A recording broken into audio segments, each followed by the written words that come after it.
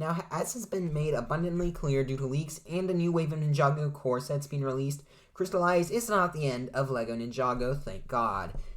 Now, it is the end of our current era of this Wild Brain saga, but our time in these realms are not over, and with a few months till we get any announcements, I assume, this is the perfect time for some speculation. Hello everyone, I'm Gabe the Builder, and this is what I want to see for Ninjago 2023. Now, the main thing I want to do with the show is something substantially different. Going from Masters of Spinjitzu to LEGO Ninjago, there wasn't a difference besides the animation. The same concepts and molds stuck around, and it was just a continuation of the original show. At this point, we've had 15 seasons of the same mold, where it's been brought back for more seasons. Where if it was brought back for more seasons, it would start to get dull. Now, I would have liked for something to be set up and crystallized, which was really high stakes, like a character death, or the realm of Ninjago getting destroyed, forcing the ninjas to colonize in one of the other realms. Something like that has consequences and can just change the show from there. I don't need to theorize. The most high stakes event from the crystallized finale was the ninja losing their powers. Now, the ninjas lose their powers every few weeks or so in Ninjago, so it's something that could be easily overlooked. In my crystallized video, I discussed all the times the ninja lost their power and the ways they got it back. But how they lost their powers in crystallized was not like the others. Every other season, the ninja loses their powers because it was stolen or forces outside are blocking it. But in the finale, they sacrificed their power. The ninja entered their dragon form and merged into one being to defeat the Crystal King. Also, they merged with the golden weapons, so I wonder if that has something to do with why the powers disappeared.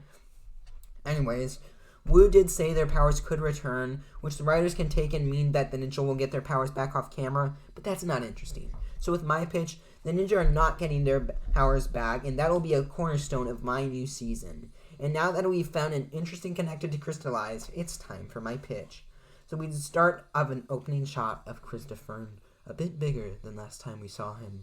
A few good years have passed. We take in this beautiful shot as him, till it gets interrupted by something flying towards him. Then Lloyd jumps in the way and blocks the projectile.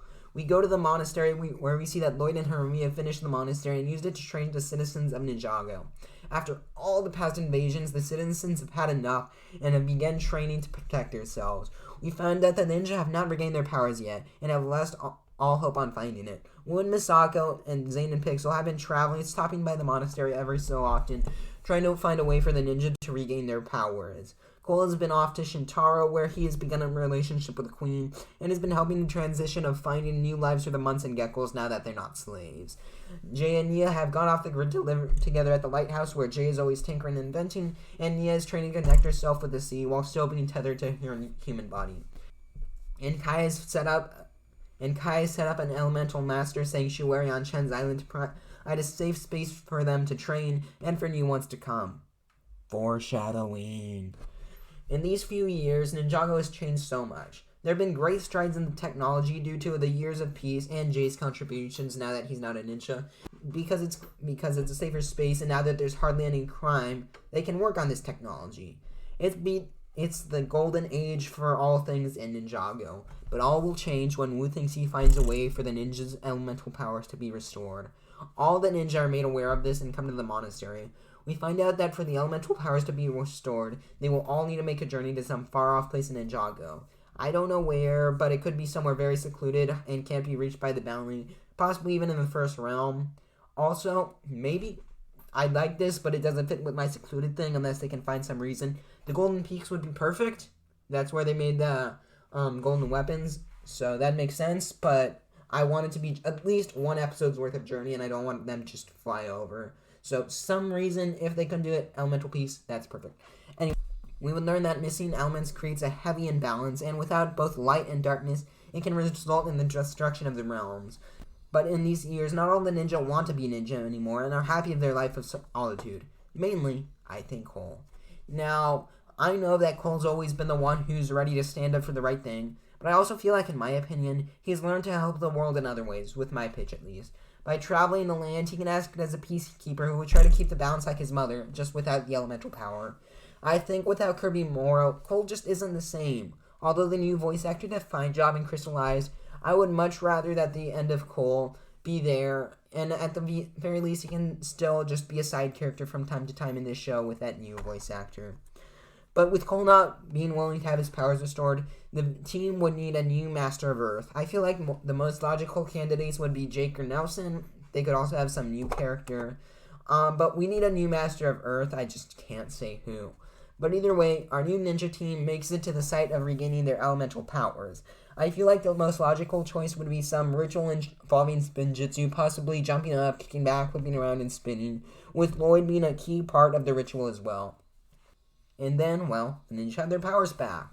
But now, with both light back, we would have some form of darkness rise up. Now, for this, I have two completely opposite ideas, one being more likely than the other, but one of them I like more than the other. So now, first we can just get some generic villain. It can take some generic stake, or you can even use those cool bone warriors from the Core 2023 wave. It's safe, it's been done, it's nothing special, but it can still be pretty interesting.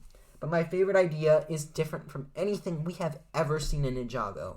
It relies on a part of my pitch I haven't mentioned yet, but it would be that not just the powers that remain for Ninja get restored, but all the missing elements.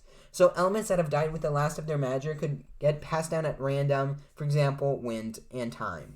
I feel like those at the ceremony would receive those powers just because they're the closest, so that would mean Pixel and Harumi, which provides for a lot of interesting stories. But for the main premise, we wouldn't just be facing some random goons this season. It would be the citizens of all Ninjago, with Lloyd and Harumi training all the people in Ninjago. For a militia or even an army to form, that wouldn't be very hard. All we would need is a strong leader of the opposition, and when word of someone like unqualified like Harumi gets powers, that would be enough to start a conflict. The people of Ninjago have seen what elemental powers have done to the city, so without the ninjas' powers, there was peace. Well, that's where it gets juicy. So now on, this would be the perfect test for our ninja team. With a world at the ninja's neck, this would be nothing better for making the team reform. And we would see a ton of conflict just in between the ninja as well. See, now they work together after years of separation. Any anger towards the new Master of Earth and the distrust towards Harumi due to the previous Master of Wind and her background of being a villain. Well, with that concept, I think we have one of the best Ninjago seasons. It provides for an expansion in later seasons with a new Ninjago city, a new team making interesting stories, while still remaining true to the core of Ninjago. Anyways, that's all I have to say. What do you think of my pitch? Is it good? Or do you want to see something else for the future of Ninjago?